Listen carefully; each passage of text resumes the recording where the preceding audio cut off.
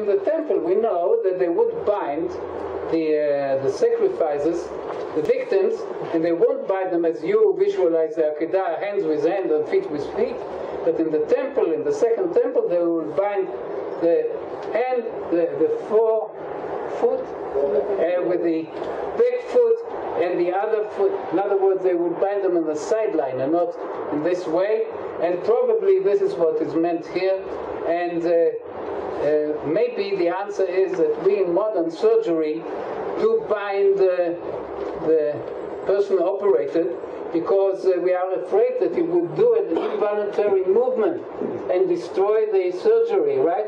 So we may say that Abraham trusted Yitzchak that he won't run away, but he did not know what how Yitzchak will react when he will see the knife. So he's binding him. This is for sure. And now we have again slow motion. וישלח אברהם את ידו, ויקח את המאכלת, and Abraham reached out his hand and took the cleaver. You see, there are many superfluous words here. Could have said that Abraham took the cleaver. No, he reached out his hand and took the cleaver because the Torah wants us now to concentrate on this horrible moment. And now, ויקרא אליו מלאך אדוני, verse 11, ויקרא אליו מלאך אדוני מן השמיים, ויאמר אברהם, אברהם, ויאמר הנני. ויאמר אל תשלח ידך אל הנער, ואל תעש לו מאומה, כי אתה ידעתי, כי ירא אלוהים אתה, ולא חסכת את בנך, את יחידך ממני. So an angel from heaven appears, and please don't ask me after the lecture, as always people do, why does not God speak to him directly but with the agency of an angel? I don't know the answer. Please believe me. So I don't know. But I know for sure that in only 2 stories in the whole Bible, an angel speaks from heaven. And this is in chapter 21 with Hagar, in chapter 22 with Abraham. But here there is an urgency. You could have said, you don't have time to speak with him directly, you send an urgent... But with Hagar there was no urgency. So this is another riddle which we cannot as yet answer. But anyway, the angel says, don't touch your son, with a double wording, Al tishlach yadcha el hanar, don't raise your hand to the boy, Ve'al ta'as lo me'uma, and don't do anything to him, which means, why does the angel call him Abraham, Abraham? At the beginning of the story there was one Abraham. What is better, a person who answers immediately or a person who answers after he's called twice? My children had to be called 5 times. And then they would say, Rega. Poor children, such a father.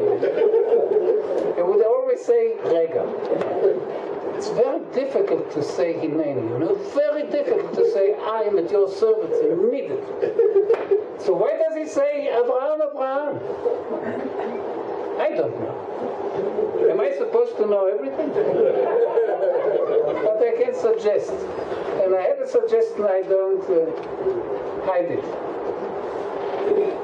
When we are at a very difficult task, for instance, writing an article, we hope that the phone will call us. We hope to be disturbed. Then we have a digression. So Abraham is afraid of himself and says, maybe I'm not called, but I want to be called. Maybe I wait for this intervention. So I want to make sure that I'm called. So first Abraham, he doesn't answer.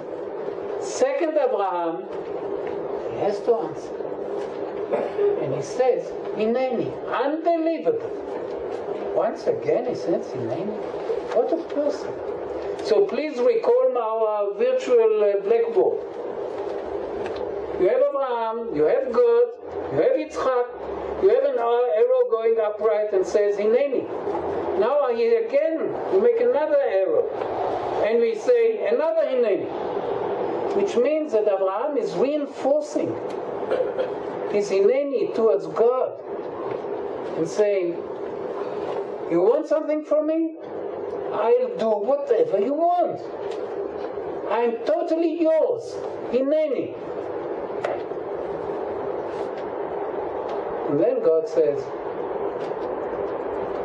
you are in this tension of a double commitment, reinforcing the one towards God. I'm relieving you from this tension. I don't want your son. Don't dare to touch him. Do whatever I say to him in any 10 times a day. Be his father forever. Not because you relieved yourself from the tension, because I relieved you from it. You can be fully his father from here to your death. This is the beauty of this story. That Abraham was a full-fledged servant of the Lord. But God does not want child sacrifice. And this was only a testing. Now, a few sentences about the ancient setting. Abraham is, all his neighbors bring sacrifice, child sacrifice to their gods. And maybe Abraham had a feeling that they are more religious than he is. Because he is sacrificing animals and they are sacrificing children. And I don't have time to speak about child sacrifice in Old Canaan and in Carthago, where there were Canaanites. We have a whole burial of children who were sacrificed. Anyway, God says to him, from this day you know that you are as religious as your neighbors, because you were prepared to bring your child. But I am different from their gods. Their gods want children and I don't want children. Please note, this is the Akedah is not only revealing the greatness of Abraham. The Akedah is revealing the greatness of God. He says, I am different from all gods. I don't want children. It's forbidden to sacrifice children. Yirmiyahu says it very clearly. But it's written also in the book of Vayikra very often, don't bring child sacrifice. So we go through this testing of Abraham. See, Abraham is prepared to do it, but is forbidden to do it. Now he stands there, and he raises his eyes, and he sees the ram entangled in the bush. What does it mean entangled?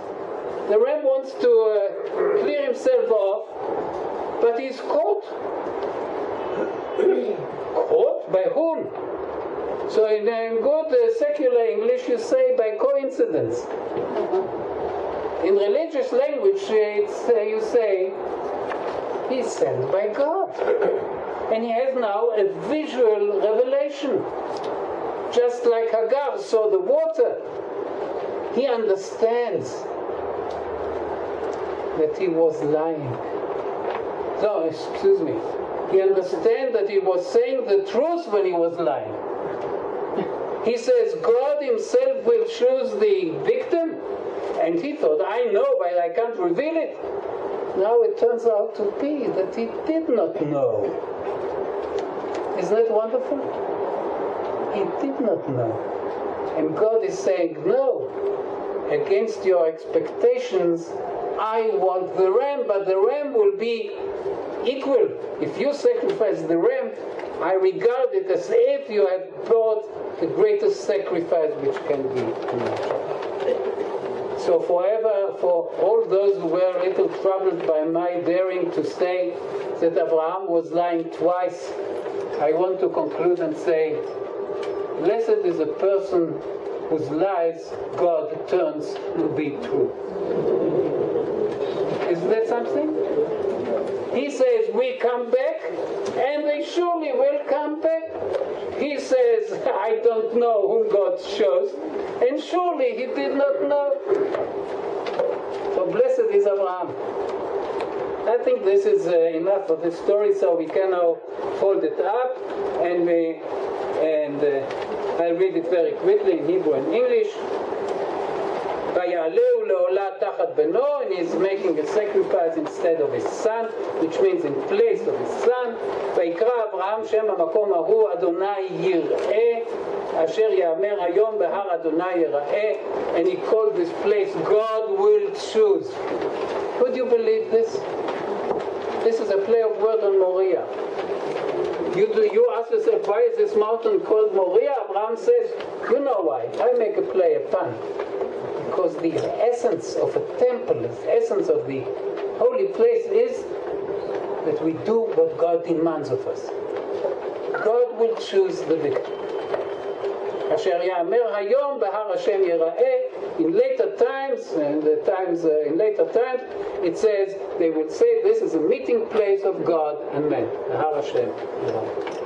And now God is sending the messenger again. ויקרא מלאך אדוני אל אברהם שנית מן השמיים ויאמר בי נשבעתי נאום אדוני כי יען אשר עשית את הדבר הזה ולא חסכת את בנך את יחידך כי ברך ברכך בהרבה את זרעך ככוכבי השמיים וכחול אשר על שפת הים וירש זרעך את שער אויביו ויתברכו בזרעך כל גויי הארץ עקב אשר שמעת בקולי. Now the great blessing which Abraham deserves after this ordeal, and the Lord's messenger called out to Abraham once again from the heavens, and he said, by my own self I swear. This is nice. God says, you got a promise of mine that it will be Yitzchak who will ki Yitzchak yikare lecha zera, and the day afterwards I reconsidered my promise. Now I take an oath, God says. Don't be afraid, Abraham. I won't retreat from this promise. So God is swearing. He's taking an oath. And he says,